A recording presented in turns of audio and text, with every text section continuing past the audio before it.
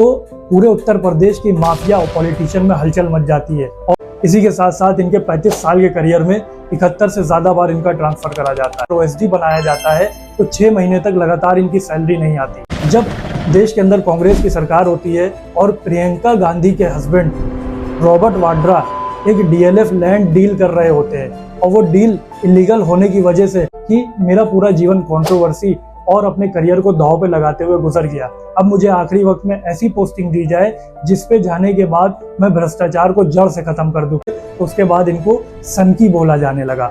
Hello दोस्तों, मैंने अपनी पिछली video dark secret of IAS officer part 1 में बताया था कैसे करप्ट ऑफिसर अपने करियर के दौरान करोड़ों अरबों रुपए बना लेता है।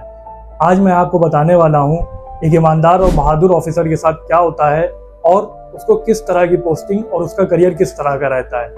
पहले नंबर पे प्रदीप कासनी आते हैं, जो 1972 में as a group C officer join करा था और 1984 में हरियाणा सरकार को ज्वाइन करते हैं और 1997 में प्रमोट करके आईएएस बना दिए जाते हैं और इनको हरियाणा का कैडर अलॉट कर दिया जाता है। इसी के साथ साथ इनके 35 साल के करियर में 71 से ज़्यादा बार इनका ट्रांसफ़र करा जाता है। 2017 में जब इनको लैंड यूज विभाग के अंदर ओएसडी बनाया जाता है तो 6 महीने तक लगातार इनकी सैलरी नहीं आती।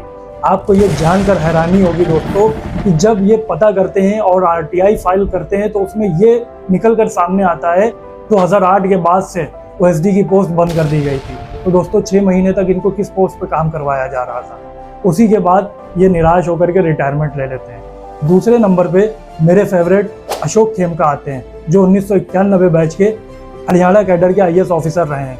उन्होंने अपने 31 साल की सर्विस में 51 से ज़्यादा ट्रांसफर्स देखे हैं।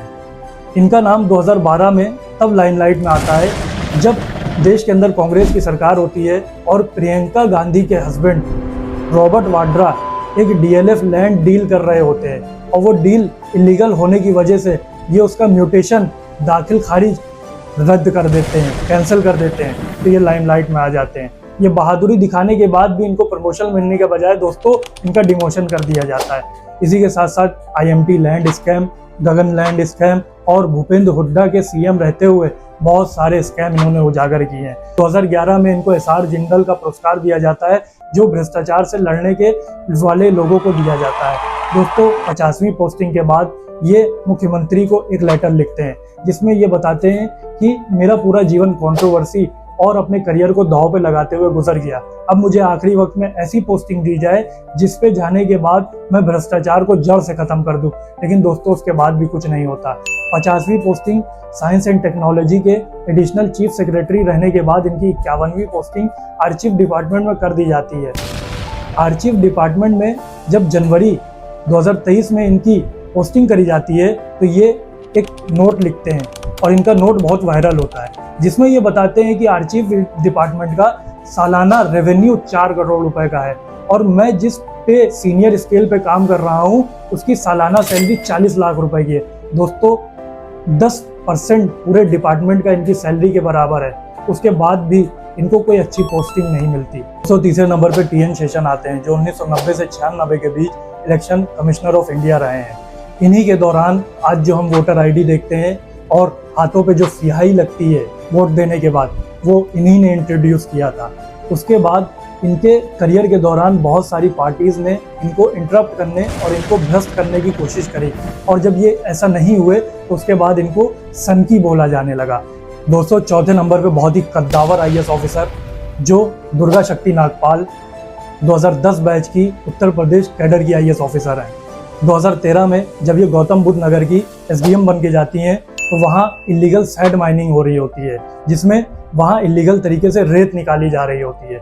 इन्होंने 2 आदेश दिए, एक इलीगल कंस्ट्रक्शन को रोकने का और दूसरा इलीगल सैंड माइनिंग की इक्विपमेंट को सीज करने का। जब ऐसा आदेश देती हैं और ये जाकर के ऑन द स्पॉट इक्विपमेंट को सीज करती हैं तो पूरे उत्तर प्रदेश की माफिया और पॉलिटिशियन में हलचल मच जाती है और बड़े बड़े माफिया और पॉलिटिशियन के बीच अफरा तफरी मच जाती है। उस समय के करंट मुख्यमंत्री अखिलेश यादव डायरेक्टली इन्वॉल्व होकर के इनको सस्पेंड कर देते हैं। उसके बाद देश के अंदर एक बहुत बड़ा प्रोटेस्ट होता है, जिसके बाद कुछ नियम कानून तय किए जाते हैं, उनके बेसिस के बिना किसी भी आईएएस ऑफिसर को सस्पेंड नहीं किया जा सकता। दोस्तों ऐसे ईमानदार और बहादुर ऑफिसर को बदले में सिर्फ डिमोशन और ऐसे विभागों की पोस्टिंग मिलती है जिसका कोई भी वजूद नहीं होता, और करप्ट IAS ऑफिसर सिस्टम का हिस्सा बनके करोड़ों कमाते हैं और बड़ी बड़ी पोस्टों पे अपनी जगह बनाते हैं।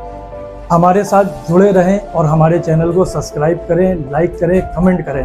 अगली वीडियो में मैं आपको डार्क सीक्रेट ऑफ पॉलिटिशियन बताने वाला हूँ।